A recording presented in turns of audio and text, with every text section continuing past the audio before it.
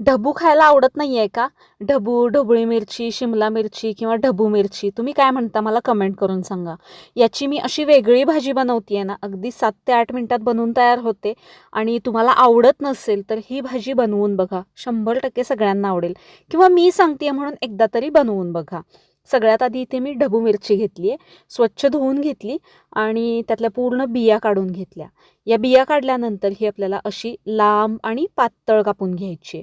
जास्ती जाड ठेवू नका कारण आपण या भाजीमध्ये पाणी घालत नाही आहे, वाफेवरती शिजवतोय त्यामुळे वाफेवरती शिजली पाहिजे त्यासाठी अशी पातळ त्याचे लांब असे काप करून घेतलेले आहेत. त्याचबरोबर कांदे देखील लागतील मोठे, कांदा पण आपल्याला जास्ती घालायचं आहे. इथे मी 2 कांदे घेतलेत आणि असे आडवे कापून घ्यायचे आहेत म्हणजे काय होतं ते पटकन मोकळे होतात.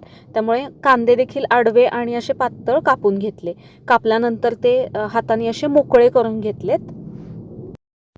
एका मोठ्या बाउलमध्ये मी हा कांदा आणि ढबू मिरची काढून घेते. यामध्येच आपल्याला 2 चमचे कांदा लसूण मसाला घालायचा. हा आपलाच कांदा लसूण मसाला आहे आणि हा मसाला अगदी घरगुती पद्धतीने मी बनवलेला आहे आणि याने तुम्हाला काहीही कसलाच त्रास होणार नाही. एकदम उत्तम क्वालिटीचा आहे. वर्षभरासाठी देखील तुम्ही हा मागवू शकता. वर्षभर याला काही होत नाही. कांदा लसूण मसाला घातला, थोडीशी धणेपूड आणि मीठ घातलं चवीनुसार. आता इथे मी 2 चमचे शेंगदाणे घेतलेत, अगदी छान खरपूस भाजलेत बघा. खरपूस भाजल्यामुळे भाजीला चव चांगली लागते, त्यामुळे चांगले शेंगदाणे भाजून घ्यायचे आणि हे कुटून घेते मी. मिक्सरला अजिबात करायचे नाहीत कारण एकदम जाडसर पाहिजेत. थोडेसेच मी कुटून घेतलेत या पद्धतीने बघा. हे जाडसर कूट परत यामध्ये घालून घ्यायचं आहे. कसुरी मेथी थोडीशी घातली. आता हे सगळं असंच मी आधी मिक्स करून घेते. हलक्या हाताने मिक्स करून घ्यायचं आहे कारण ढोबळी मिरची आपण एकदम पातळ कापली आहे ना, लांब लांब आहे, त्याचे तुकडे पडून द्यायचे नाही. हलक्या हाताने हे सगळे मीठ मसाले मिक्स करून घेतले. आता कढई गरम व्हायला ठेवायची. त्यामध्ये 1 ते 2 चमचे तेल घालायचं. तेल जास्त घालायची अजिबात गरज नाही आहे. कमीत कमी तेलामध्ये छान भाजी होते.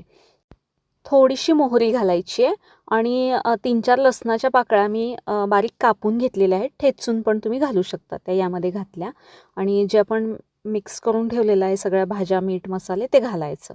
आता इथे सुरुवातीला मी गॅस मोठाच ठेवला आहे. मोठ्या गॅसवरती 1 मिनिट हे आपल्याला परतून घ्यायचं आहे. थोडंसं परतून घेतलं की गॅस कमी करायचा आणि याच्यावरती आता आपल्याला झाकण ठेवायचं आहे 1-2 मिनिटासाठी. पाणी घातलं नाही आहे त्यामुळे गॅस एकदम कमी ठेवायचा आणि 2 मिनिटे हे असंच ठेवायचं. परत 2 मिनिटे झाली की याचं झाकण काढायचं आणि परत एकदा हे मिक्स करून घ्यायचं आहे. आपण यामध्ये पाणी घालत नाही आहे त्यामुळे 1 मिनिट झाकण ठेवायचं, परत झाकण काढून थोडं परतून घ्यायचं, परत झाकण ठेवायचं. असं करून हे आपल्याला ढोबळी मिरची यामधली शिजवून घ्यायची. ते शिजायला काही वेळ लागत नाही, अगदी 5 मिनिटात शिजली जाते. इथे बघा व्यवस्थित ही कट होतीये म्हणजे ही चांगली शिजली आहे. आता मी याचा गॅस बंद करते आहे. इथे मी आता दही घेतलंय, 2 ते 3 चमचे दही घेतले. घरी लावलेलं दही आहे, जास्ती घट्ट आहे त्यामुळे मी इथे 2च चमचे घेतले, पण अजून तुम्ही घेऊ शकता. चांगलं फेटून घ्यायचं. थोडंसं यामध्ये पाणी घातलं तरी चालेल, खूपच दाटसर आहे त्यामुळे. दही चांगलं फेटून घ्यायचं आणि हे फेटलेलं दही आपल्याला भाजीमध्ये घालायचं आहे. भाजीचा गॅस बंद आहे बघा, चालू गॅसवरती घालायचं नाही, नाहीतर हे दही फाटून जाईल.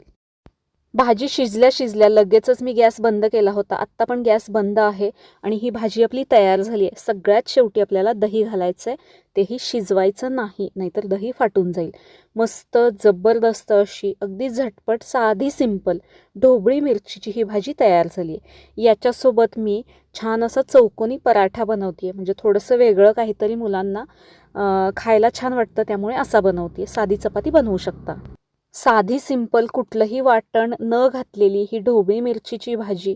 आजचा माझा हा बेत कसा वाटला तुम्हाला मला कमेंटमध्ये नक्की सांगा आणि तुम्ही पण एकदा बनवून बघा. आवडल्यास लाईक, शेअर, सबस्क्राईब करा. धन्यवाद.